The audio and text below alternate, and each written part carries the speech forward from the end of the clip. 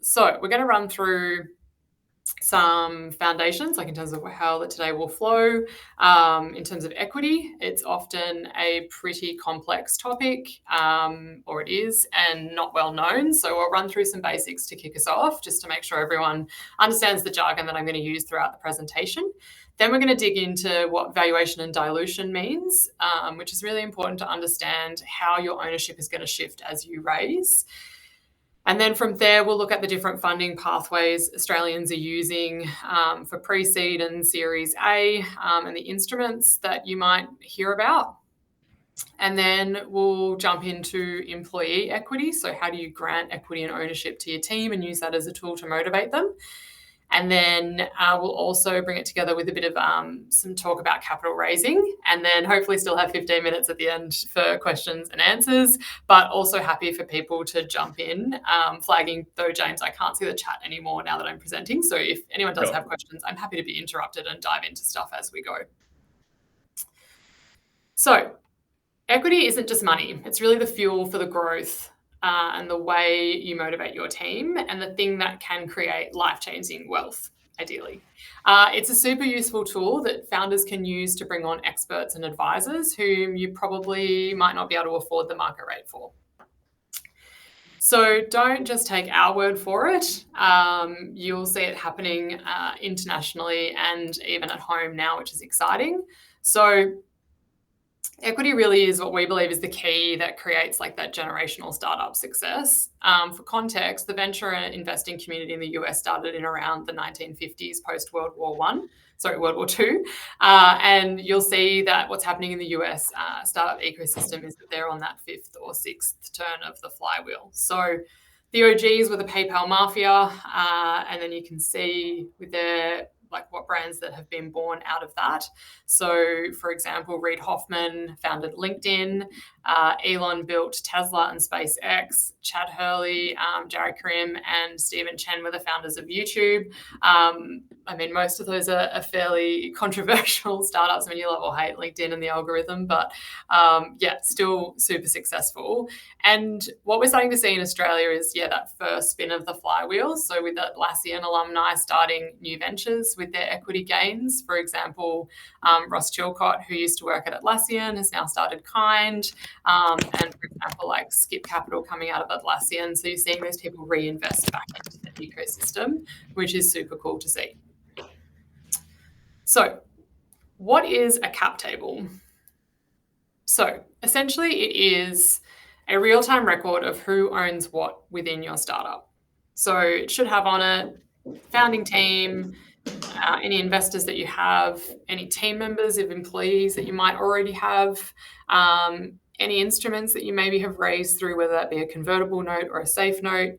And sometimes occasionally it has warrants on there as well, but those are more common in America. It needs to be updated every time you raise or grant options or convert those instruments, and instruments meaning safe or a convertible note. It's really like the legal backbone of your company, and it shouldn't just be an internal document. It should match the ASIC records, and it's governed by your company's constitution, legally by the Corporations Act, and any of the shareholder or ESOP, which we'll get to in a second in terms of definition, plan rules. So it is legally binding, and you have a fiduciary responsibility to keep it up to date and accurate.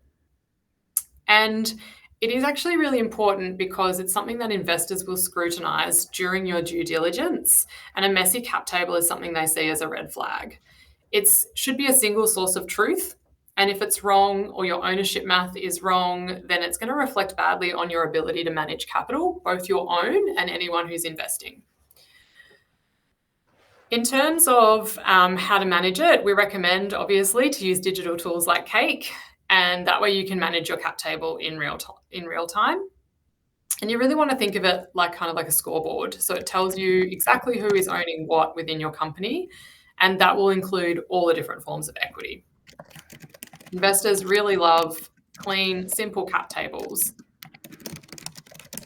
So in terms of red flags, or what things you want to avoid doing with your cap table. So you want to avoid giving really large equity stakes to advisors or consultants without any accountability, because it's essentially seen as dead equity. So, for example, and I'll just jump to the next slide quickly.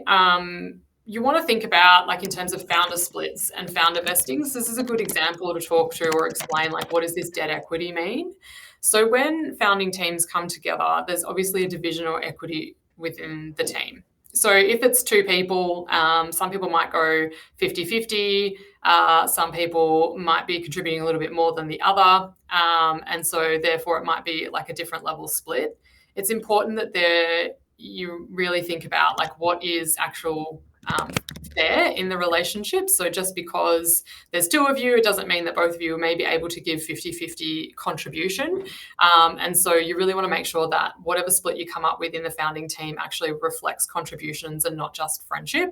And you can consider things such as time, capital, intellectual property, and then also the responsibilities.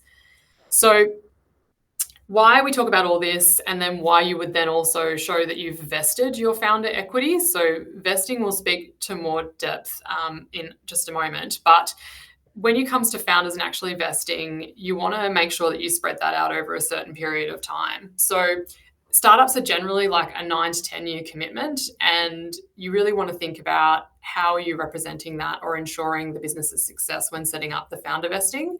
So an example might be that you go in, you're really excited, you're so happy about your idea, you're going in 50-50, everyone's equally like committed, and you get 18 months to 2 years down the track and something happens to one of the founders and suddenly they've had to step away. But you haven't vested equity, so they have all of their 50% of the company, but they're now no longer contributing. So that's where vesting is critical, and that's what's then considered like debt equity. If that founder walks away with 50% of the company, is no longer contributing to the value or the growth or the success, investors will look at that, and that will be a very big red flag. So the other thing not to do is having a percentage that's too low. So that's essentially like you're over diluting yourself before you get through to, like, say, your later rounds, such as a Series A. Not setting up your employee share options early enough. So that's what an ESOP pool is, which can make it harder to hire great people. And also investors will want that set up before they're going to put any money in. Another thing to avoid is not having anything clearly documented. So you definitely want to document everything, no verbal promises floating around, and no unclear option terms. So these things really matter because early equity mistakes really compound over time. And I mean, everyone's heard of compounding interest. Obviously, you want that on like your fixed term deposits and like any cash investments, but you really don't want that on mistakes. So we've heard stories where legal teams have like invoiced founders up to 80 grand to clear up messy cap tables. And that's in America. So that's USD, which is insane. So you really want to make sure that you're very strategic with your equity and your granting of it. You've got to think of equity as being really scarce and really valuable. The other clear, like, key takeaways from this is, being super clear with your documentation. So document everything. And also make sure you set up the structure and the discipline really early on, because that's going to be a good signal to investors, but it also will make your life a lot easier. So I already touched a little bit on founder splits investing. So it's worth noting here, or the other extra point is that most times investors will expect the founder vesting to be in place prior to them actually investing. And the reason they do this is because they see it as an insurance on their own equity that they're putting in, or their capital that they're putting in to get equity back, So if it's not in place and not documented, investors can actually insist that it starts from when they invest. So then your vesting period could be extended if you've already been going for a period of time. So what is a vesting schedule? So generally what we see a lot of the time here is that it's a 4-year vesting schedule with a 12-month cliff. So that means, if you're both starting at the same time, or maybe if you're bringing in a late co-founder, they have to stay for 12 months prior to any of their equity actually vesting. So that means if they leave within that 12 months, they're not going to leave with a chunk of equity in the company. And then it's normally periodically the equity vests over that 4-year time frame. So that's how that works. All right, so now we'll jump into valuation basics. So you just want to remember that every raise that you do cuts your cake into more slices. Ideally, the cake is also growing at the same time. So whilst there might be more slices, overall, the cake is increasing in value. So you'll see that your percentage of ownership will shrink. But as I said, if the cake is growing, then a small slice of a bigger cake is going to have more value than owning the whole of a very small cake. So a quick example of this, or what we're going to talk to here, is just understanding the difference between pre-money and post-money valuations. So pre-money is before you take on any investment, and post-money is after the investment has come in. So for example, if you're doing a $10 million you're a $10 million val company and you're doing a $2 million raise, you're $12 million valuation post-money. In terms of how do you value your company or your startup, it's, there's no set method. And in the really early stages, it's very often seen as a bit like a guessing game. But these are the recommended methods that people will look for. So these are the four main ways that investors think about valuing your early stage companies. And as I said, they're kind of guessing. None of them are perfect, but they really help frame the conversations in terms of when you're coming to negotiate what the investors' val is, like what they're investing on in terms of valuation. So the first one is a current revenue multiplier. So if you're already generating revenue, so especially in the SaaS space, investors will often use a multiple of that revenue to set valuation. For software as a service, the annual recurring revenue is usually multiplied by around 6 to 8 times. For non-SaaS, it's more like 1 to 2 times, which is often why SaaS companies will raise at higher valuations. You can also value the startup by stage. So again, if you're like pre-revenue, you obviously can't use the revenue multiplier. So investors will look at the stage of development that you're at and apply a benchmark raise. So you'll see the breakdowns there. And also there's typically a country multiplier. So US companies might raise higher, and that's probably because in Australia, we're typically more conservative.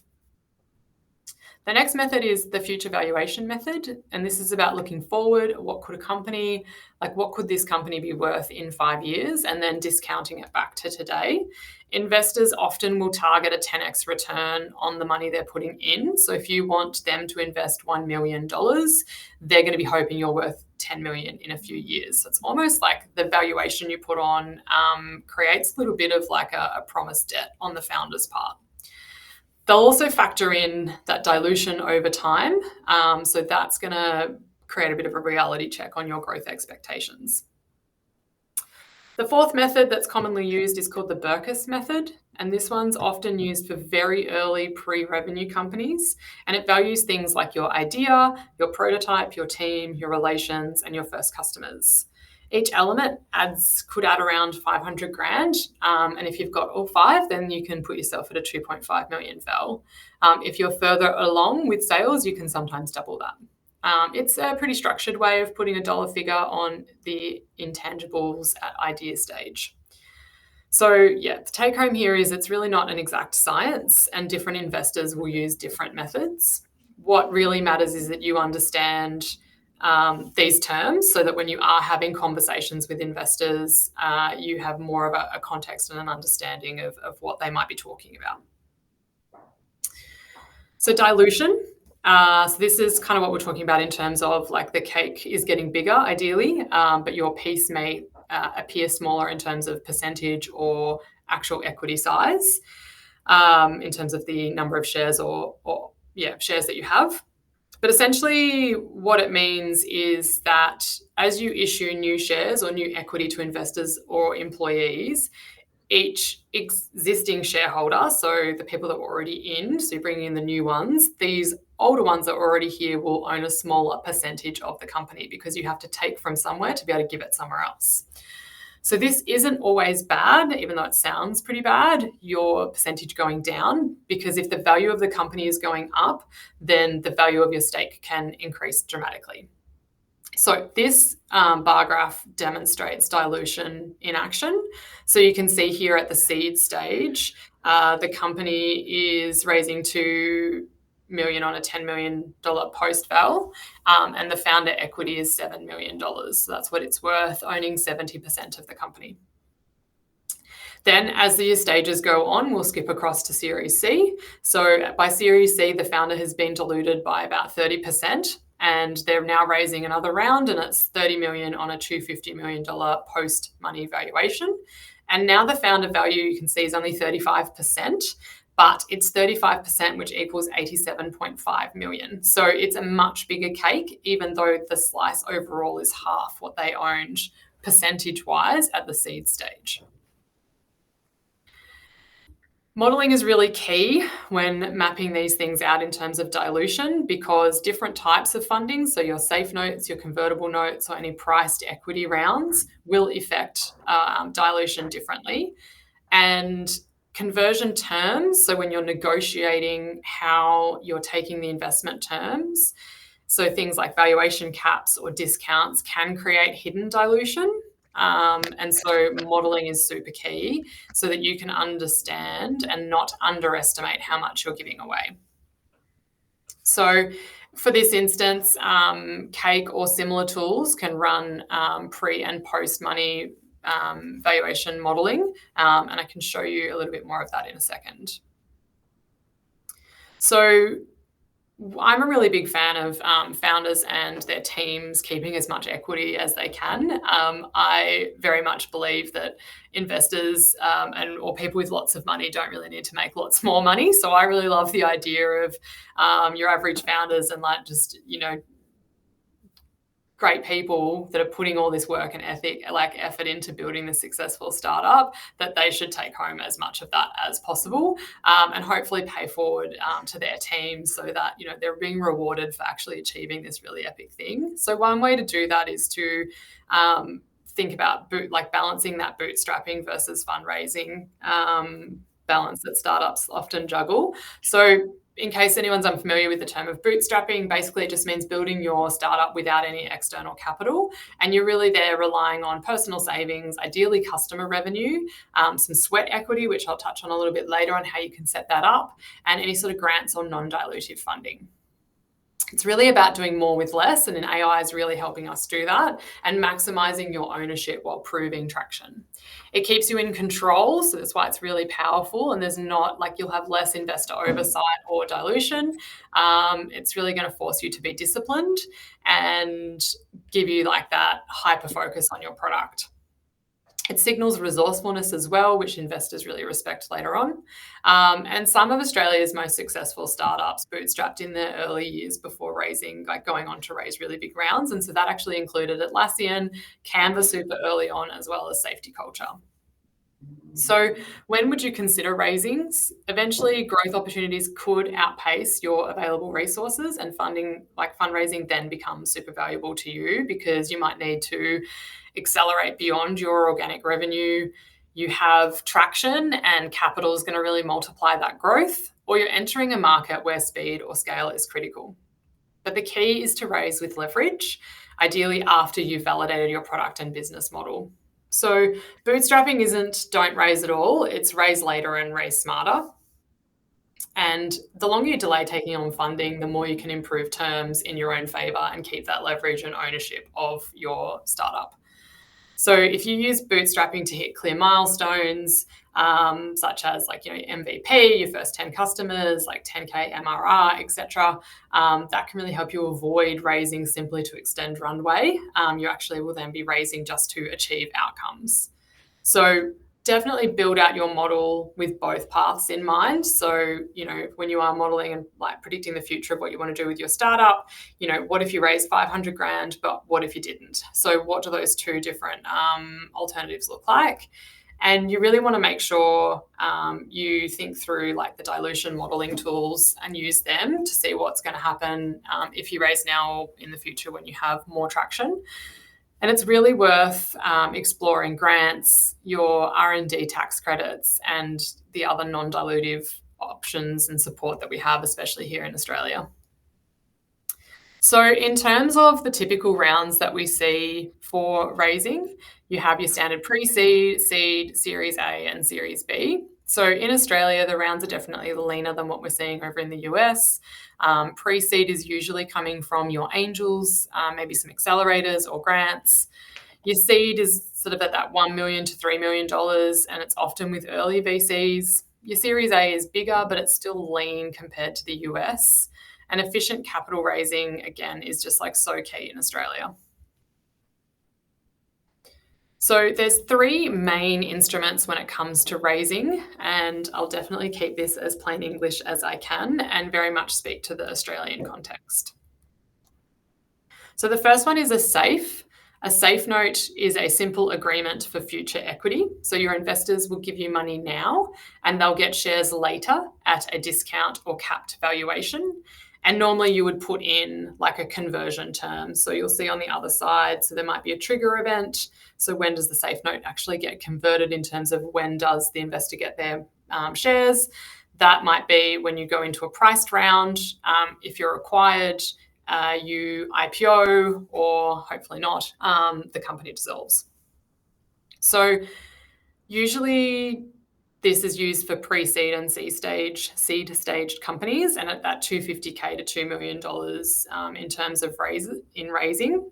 It was created by Y Combinator in 2013, and I know that that's what, a lot of like those early stage orgs are or startups are raising on, and it's the raise tool or raise vehicle for or investment vehicle for startup accelerators such as StartMate use this one, and Techstars have just converted to it. In the past, Techstars actually used a convertible note. So that is essentially a debt instrument. It is very similar to a SAFE note in that you get the money, but it doesn't convert into shares later. The difference point being here is that this one actually accrues interest. It's more familiar, I guess, probably to angels and seed funds in the past, but I would say most people are moving away from this. The thing here that you'll see is that the interest increases the note value over time. So the more interest that they accrue on what you've taken means that they then walk away with more equity.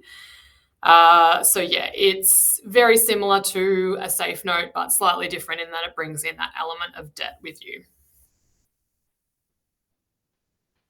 Then the final instrument is the equity raise on a priced round. So this is quite straightforward. It's more often done at the seed to later stage, like sort of Series A, later stages beyond. And this is because it's much easier to put like a concrete valuation on your startup once you've hit traction, you've got recurring revenue, and you're really into more of that scaling phase. And why that is because then you can actually set like a price on the shares that you're selling them at. So that's a priced round is essentially that you are selling shares at an agreed price to the investors, and it sets your official valuation, which then often, like you would have seen in the previous slides, that a con note or a SAFE note, one of the trigger events might be a priced round or an equity raise. And so if the price is set of per share value at this equity round, then your SAFE note and con note are going to use that share price to then sell to those earlier investors. And that's where like the discounts or the cap valuation comes into play when you're negotiating those. It's worth noting too, it's probably the cleanest option for your cap table. It also costs a lot more in legal fees and takes a lot longer. But once you've sort of hit seed and beyond, that's what most Aussie investors will expect. So this slide, and I'll share all these with James so he can share them with you guys. It has like the comparisons, and like anything, each tool has a different trade-off. Pardon me, in Australia, most investors are going to prefer like SAFE notes and your priced rounds. And that's kind of, our key instruments that we're seeing be used at the moment. So I mentioned earlier, employee equity. So ESOPs matter because they're going to help you hire, keep, and motivate a really excellent team. And they are expected by investors. And the goal with these, or how we see them being super valuable, is you can really create like this mini founder mindset within your team. So really instill that sense of ownership, so they know that the more they help the startup succeed, the more they are actually succeeding as these mini founders within the team. Now, some of these I've been mentioning throughout the presentation, so they're really relevant for this next section. So I just want to make sure everyone really understands what all these different like jargon type terms and abbreviations stand for. So an ESOP is an employee share option plan, and it's your like overall framework. An option is something that you would grant to an employee, and it is an option to purchase the shares, not an obligation. So it's very important to recognize the word option here. An offer letter or a grant is the legal document that outlines how many options, the strike price, and the vesting schedule that those options come with. The plan rules are the legal terms that govern, like it's a legal document that outlines how the whole ESOP works. And then the cliff is, as I mentioned before, in the founder vesting, is that delay before any of the vesting starts. So it's kind of like, you have probationary periods when you're starting an employee. It's kind of that same thing, just to make sure that, if you have the unfortunate time of hiring someone who doesn't work out, you don't want them to walk away with options or ownership within your company, because you want to hold that so you've got it as leverage to have more value to offer the rest of your team or investors if you're going on to raise. So within the plan rules, that'll talk about, and I'll go into more depth of that soon, but it'll talk about what happens if someone leaves early, when can they actually exercise their options, all those sorts of things. So vesting is earning the rights to those options over time. So you might get granted the options when you start your employee, or they get granted them.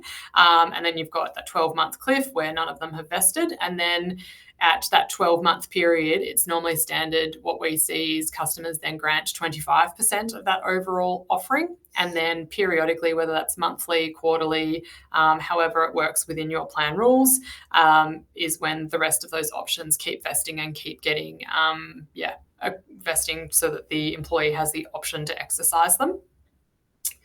Within the offer letter, it will normally outline the strike price, and certainly that is seen as the fixed cost to buy shares, and it's usually very low in Australia. And then exercising is when the employee actually buys the shares by paying the strike price. So option pools are usually around that 10 to 20% in terms of equity volume. And in Australia, most founders in that early stage will start with 10%.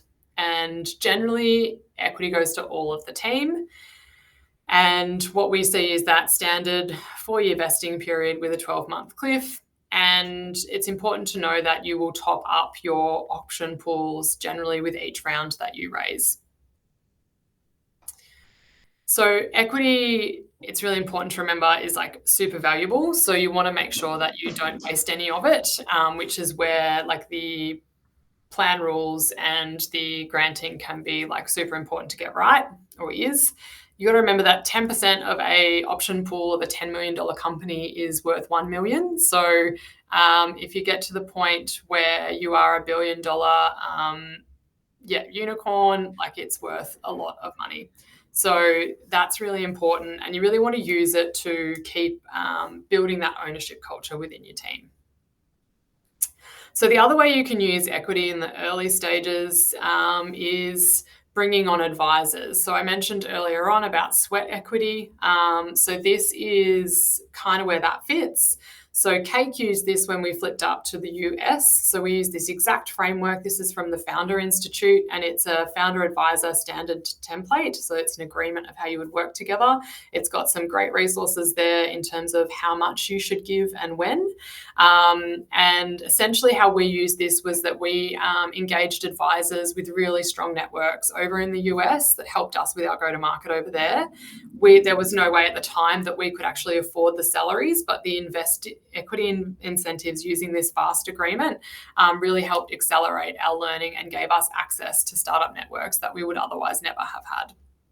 So that's another way that you can kind of bake in with your vesting. There's like an alternate way where you can actually put milestone vesting in rather than just time-based. So you could put in, instead of having that 4-year time period and a 12-month cliff, you could put key metrics that person that you're using the sweat equity with has to hit to be able to vest their options. So therefore you could bring someone in on a shorter time period and grant equity that way.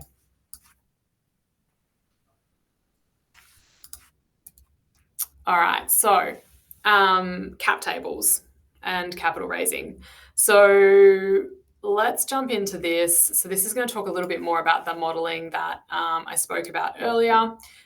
There's a couple of different types of modelling. We have round modelling. So if you are doing multiple fundraising rounds, then you want to track ownership across those rounds, so from seed to Series A to Series B. And doing round modelling will really help you visualise how much equity each stakeholder will own after a new raise. You also want to consider option pool modelling. So this shows how adding or topping up your ESOP pools will affect your founder ownership and your investors' ownership. VCs will often require that the option pool, as I mentioned before, gets topped up before their investment goes in, because then it's going to dilute anyone that was in the company or invested, whether that's you or investors, before their money comes in. So it's preserving their new investment from being diluted. Conversion modelling is the other part you have to take in. So I've already mentioned, like if you've got safes and convertible notes, you really want to make sure you're factoring those into your modelling when you are looking at what the next rounds are going to cost. And that's where, I mentioned that mistake where a founding team ended up having to pay like 80 grand in legal fees to get that cleaned up because of like safe stacking and con notes not being converted or factored in. You always want to factor in your valuation caps, the discounts, and the pre-money and post-money terms. Super essential when you've got multiple safes or any of that sort of thing, because you can end up with unexpected dilution. And then exit modelling, this is where you can simulate what happens on acquisition or IPO accounts for preferences. So, investors might have invested on a 1x liquidation preference, so that will account for those, and the different share classes. So it shows how much each group is going to receive at different exit values. So you really want to model out these different scenarios before you issue instruments or fundraise, not after. And you can use Cake, and I'll show you just now how to run the data and simulate these. So if I go share this tab instead, hopefully now you're looking at the cap table platform. So you can pop down here into our modelling tools, and you can have a look at what your last round valuation was, what the total securities or shares are here, and then what's sitting within your option pools as unallocated. And then you'll see here, this is what the cap table looks like. Then you should be able to open, I've got one I prepared earlier. So let's say this is post-money safe conversion. And you can come down here and choose, so let's say I'm doing a Series A. So now I'm saying that it's a pre-money val of 6.5. And I'm looking to raise 3 million. So that makes my post-money valuation 9.5, gives me a share price. And I can choose if I'm going to top up my ESOP or not. And then I can also come down here and say, yep, I need to convert both of my angels notes here. And then this is going to give me what my dilution looks like and how that plays out. So you can also add in, let's say I need to top this up by 5%. And that's good. And then convert. And so then, you'll see the flow on of that. So that's a really useful tool in terms of looking at pre or post money valuation and modeling, because otherwise it can be quite tricky. We also have, let me just double check. Teala, just off the back of the ESOP, when would you recommend is the right time for founders to set that up? It pretty much, like as soon as possible, really. Like it's you really want to have that set aside to begin with. Certainly before you're going to hire anyone, and before you're taking on investment. So the minimum is like that 10% to kick it off.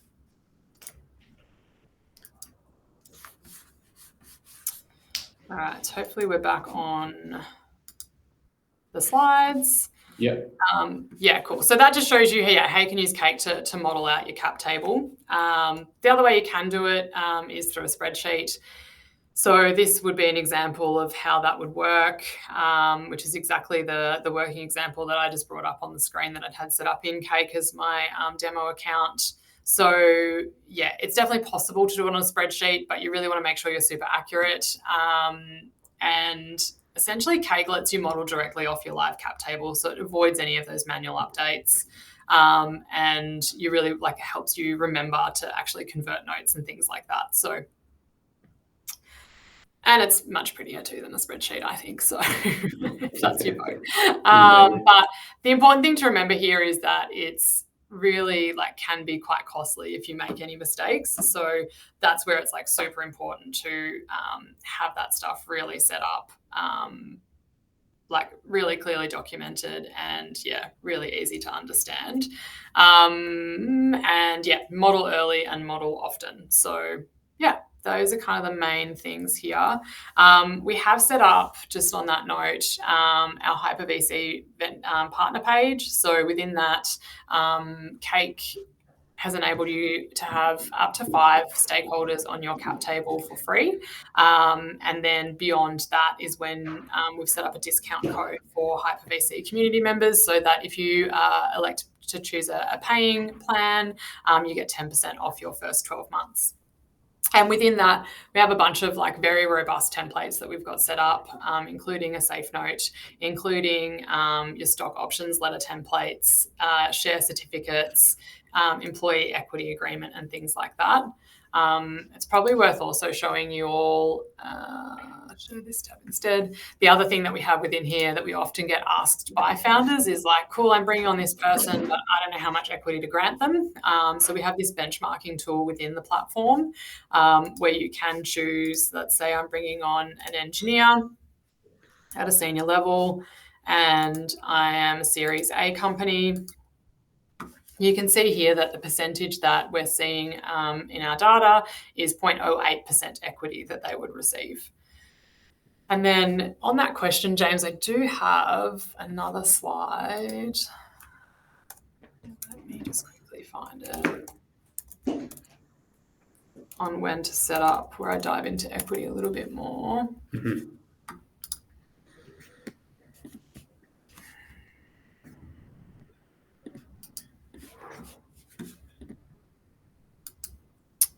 So essentially, this is what we generally see. So you really want to set it up probably when you're at that point when you're looking at those first hires, and that's where that might be advisors, might be some people you're bringing on as sweat equity, or first hires of team, and you want to make sure that you've got that 10 to 15% set up then, and then that will need to be topped up in the subsequent pre-seed, seed rounds to Series A. Yeah. And that might be a bit more relevant too in terms of how much to grant. Yeah. So, any questions? Okay. Guys, throw in any questions if you have them. I know we are at time, but look, we might be able to get to one or two. But I guess, thanks so much, Teala. That was super insightful. Definitely some of those slides around safe and dilution modeling will be super helpful for founders either in the middle of a raise or looking to prepare for one. I guess, Teala, what would be the best way if any of the founders on the channel have any questions after this session, best way to reach out via LinkedIn or?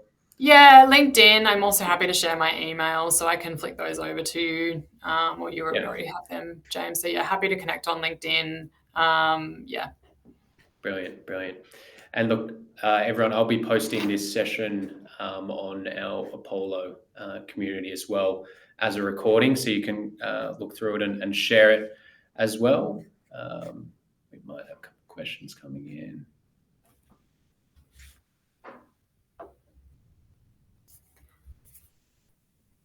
I can read Rachel's there. Yeah, Rachel, investors, I think that now is the perfect time to start meeting and building relationships with investors. So in my experience, I've worked also previously at Techstars as part of last year's cohort and accelerator. So I'm fortunate to have grown a very good network of investors and angels. I think the key is that just getting to know them like a normal person is super important and build that relationship up with them. So I would just say events are a great place to go and do it, to just go up and say good day and get to know them as a person, share bits about what you're starting to build, and just really build and nurture that rather than waiting until you're ready for money and then you're just going to go and ask them for money. So I definitely recommend building that network, using people that you're already connected with to see who they know that are angels, chatting with angels. And if it's not for them, then, asking who do they know that is interested in investing in that space. Obviously, Airtree does their Explorers program, which is an education program for angel investors. So you can kind of stalk through LinkedIn and see who's done that, and then maybe start reaching out to people and just build that genuine connection as a person first is what I definitely recommend. Great answer.